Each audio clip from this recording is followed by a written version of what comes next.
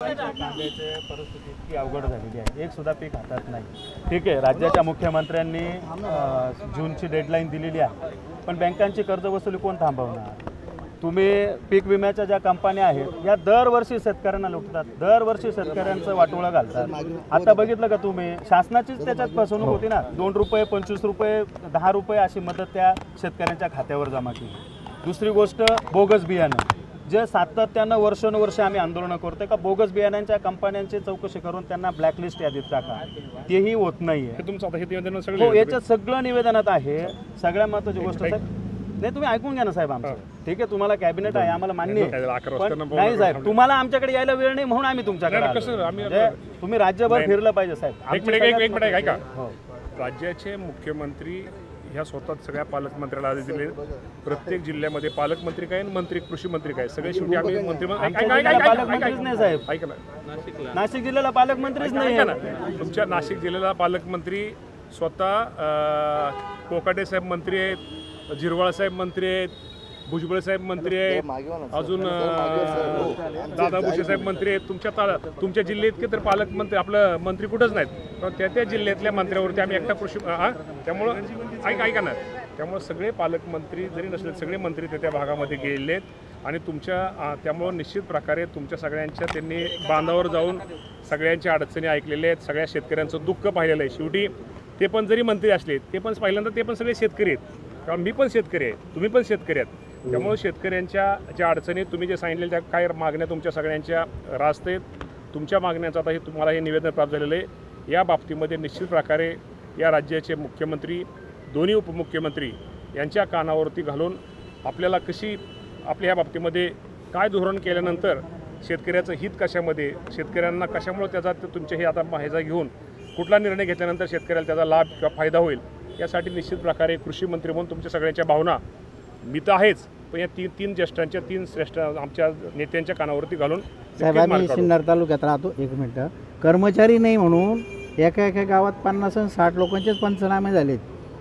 तो विषय माझ्यावर सोडून द्या, कुठला पंचनामा राहिला असेल तर मला सांगा। सगळे का ना, सगळे पंचनामे जे अतिवृष्टीमुळे ज्याचं नुकसान झालं त्या सगळ्यांचे पंचनामे केले जातील, पण झालेच नाही ना। कर्मचारी दादांनी जे स्टेटमेंट केलेलं आहे की प्रत्येक वेळी फुकट द्यायचं, ही काय पद्धत बरोबर नाही ना साहेब। राज्याच्या त्यांच्याकडे आम्ही आशेने बघतो, म्हणजे पहिल्या दिवशी मुख्यमंत्री महोदयांबरोबर उभं राहायचं आणि जूनपर्यंत सरसकट कर्जमाफी करून त्या शिष्टमंडळाची बळवणूक करायची आणि दुसऱ्या दिवशी असं वक्तव्य करायचं का किती दिवस फुकट द्यायचं। अहो साहेब, कोणी काही खिशातून देत नाहीये कोणाच्या, आमच्या शेतकऱ्याच्या तिजोरीच्या घामाच्या कष्टातून ती तिजोरी भरलेली आहे।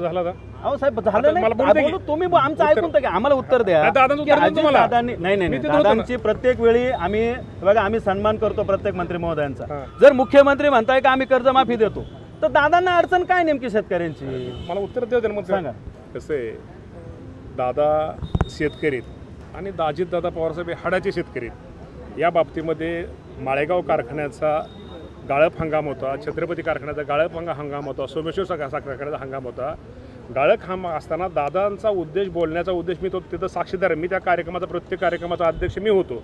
त्यामुळं दादांचा उद्देश असा आहे की आता थोडं जरा काही गोष्टीमध्ये हे करा तुम्ही, म्हणजे प्रत्येक वेळेस किंवा आणि हे जे कर्ज लहान शेतकऱ्यांना म्हणजे मोठ्या शेतकऱ्यांनी म्हणजे माझ्यासारख्या किंवा मोठ्या शेतकऱ्यांच्यामध्ये हे करू नका, हा दादाचा उद्देश होता। ती दादांची नीट जर शिडी सगळ्यांनी आपण जर त्यांचं जर ते भाषण नीट ऐकलं किंवा त्यांचं जर ऐकलं, त्या दादांचा असा कुठलाही उद्देश नव्हता।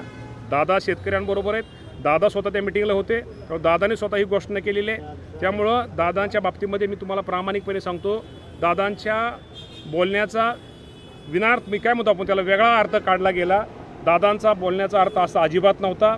मी तुम्हाला प्रामाणिकपणे सांगतो, स्वतः दादा शेतकरी आहेत, स्वतः दादांनी स्वतः बेनं दाबलेलं आहे, मका पेरलेली आहे, ही केलेलं आहे, स्वतः कोंबड्या, स्वतः शेतकरी आहेत, स्वतः धार काढलेली आहे।